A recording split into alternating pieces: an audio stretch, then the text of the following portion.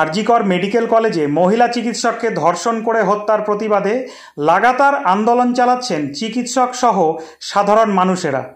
চিকিৎসকদের এই আন্দোলনের ফলে চিকিৎসা পরিষেবা ব্যাহত হবার অভিযোগ সামনে আসছে। কিন্তু সাধারণ মানুষ যাতে ঠিকমতো চিকিৎসা করাতে পারেন সেই বিষয়ে উদ্যোগী হয়েছেন একদল চিকিৎসক। তারা অভয়া ক্লিনিকের মাধ্যমে একেবারে বিনে পয়সাতে চিকিৎসা দিচ্ছেন। বুধবার করণদিঘি থানার রসাখোয়াতে অভয়া ক্লিনিকের মাধ্যমে মানুষকে চিকিৎসা দিলেন চিকিৎসকেরা। সেখানে রোগীর রোগ পরীক্ষা থেকে রোগ নির্ণয়।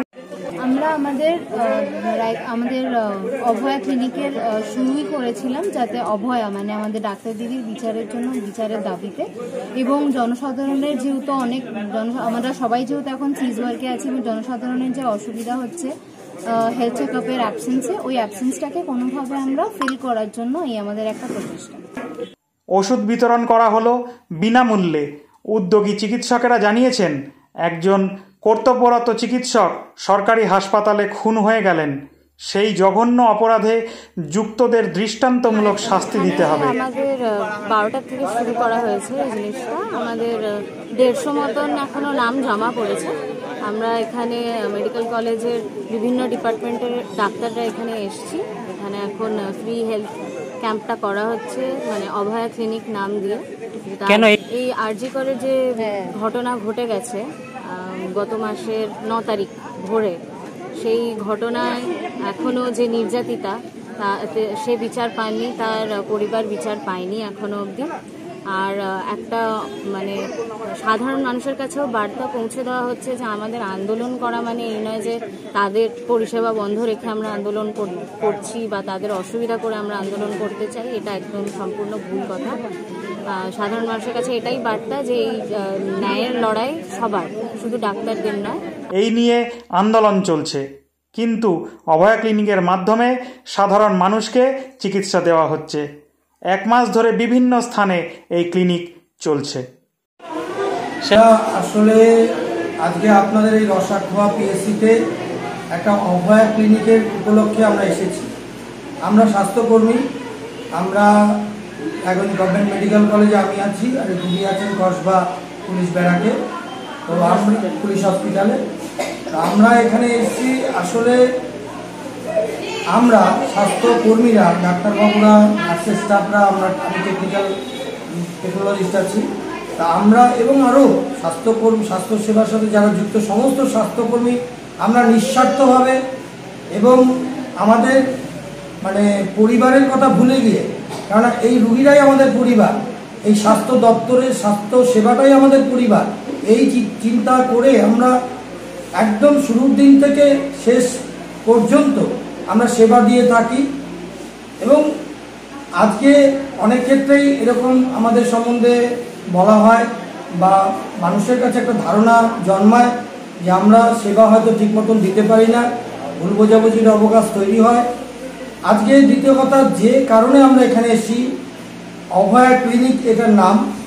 অভয়া ক্লিনিক কেন আপনারা জানেন যে গত 9 তারিখে 9 আগস্ট রাত্রেবেলায় আমাদের একটি মেডিকেল কলেজ, কলকাতার মুখে আরজিকর মেডিকেল কলেজে একটি নৃশংস হত্যাকাণ্ড এবং ধর্ষণ করে আমাদেরই একজন বোন ডাক্তার, যিনি স্টুডেন্ট ছিলেন তিলোত্তমা, তাকে এই পৃথিবী ছেড়ে চলে যেতে হয়েছে।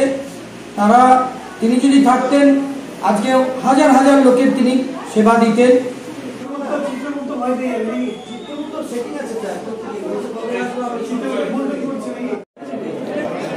আজকে আমরা যেটা এখানে করছি সেটা অভয়া ক্লিনিক, এটার উদ্দেশ্য কী এটা আপনাদের জানা দরকার। এটা আজকে হয়তো সারা রাজ্য এবং সারা দেশ এবং বিদেশেও এটা খবর গেছে যে গত মাসের 8 আগস্ট এবং 9 আগস্টের যে রাতটা, আমাদের একজন বোন অভয়া, ওনার সঙ্গে খুবই একটা নোংরা ঘটনা হলো। ওনার সঙ্গে মার্ডার করা হয়েছে এবং রেপ করা হয়েছে। মানুষের আজকে আমাদের অনেক দাবি, কিন্তু দাবি তো একটাই হওয়া উচিত ছিল যে যারা করেছে জিনিসটা, যারা দোষীরা ওদেরকে গ্রেপ্তার করা হোক, তাদেরকে অ্যারেস্ট করা হোক। আচ্ছা, আমরা রায়গঞ্জ মেডিকেল কলেজ থেকে একদল ডাক্তারবাবু এসেছি বিভিন্ন ডিপার্টমেন্ট থেকে। এখানে এসেছি আমরা একটা হেলথ ক্যাম্প করছি অভয়া ক্লিনিক। এবার আপনারা সবাই জানেন যে এই মুহূর্তে আমাদের 1 মাস আগে, মাসখানেকের বেশি হয়ে গেল, আমাদের বোন অভয়া মারা গেছে, তাকে রেপ করে মার্ডার করা হয়েছে। তার সুবিচার এখন আমরা পাইনি। তো তার জন্য আমরা বিভিন্ন দিকে আমাদের প্রতিবাদ চালাচ্ছিলাম, কিন্তু চারিদিকে এমন ঘটে গেছে যে আমরা ডাক্তারবাবুরা নাকি কাজ করছি না, আমরা হাসপাতাল বন্ধ করে দিয়েছি, রোগী পরিষেবা পাচ্ছি না। তো সেইটারই বিরোধিতা করার জন্য যে আমরা হাসপাতাল পরিষেবা চালিয়ে যাচ্ছি, আমাদের হাসপাতাল শহর থেকে গ্রাম সব জায়গাতে চলছে, এবং সাথে সাথে আমরা আমাদের বোনের স্মৃতির উদ্দেশ্যে বিভিন্ন জায়গায় মেডিকেল ক্যাম্পও অর্গানাইজ করছি।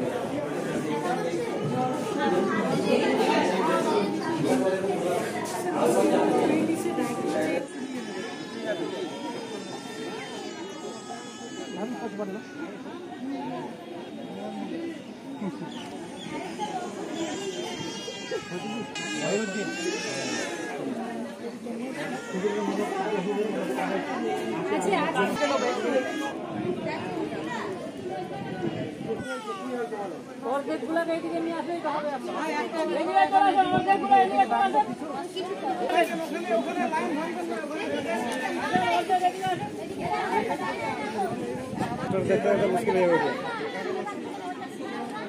দাওয়া দিতে হলে মুশকিল হবে।